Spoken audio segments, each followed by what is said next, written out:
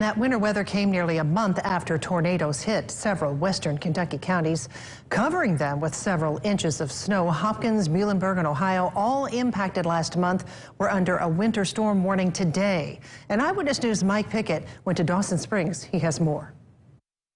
Since last month's tornado, people in towns like Dawson Springs that were in that tornado's path have had to deal with the recovery and rebuilding. But now, because of the snow from today's winter storm, some people in towns like this wonder if Mother Nature can deal them a better hand and deal them some better weather. It's like, oh man, we got a tornado a couple weeks ago, now we got snow. The snow was being cleared off of some Dawson Springs roads and parking lots, but it froze some of the debris removal effort in town. Yet other contractors and cleanup crews kept going.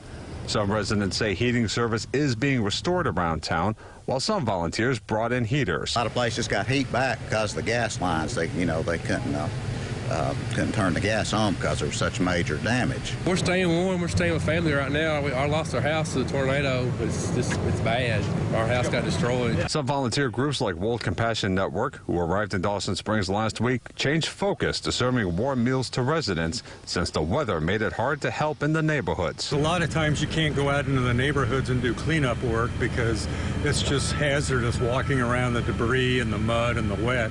And so a lot of times the volunteer activity gets shut down. Despite the less than warm reception this winter weather is getting from some Dawson Springs residents, it beats what they went through about a month ago. I'd rather had this than the tornado. Thought I love snow. I would take an ice storm any day before I take another tornado. In Dawson Springs, Mike Pickett, Eyewitness News.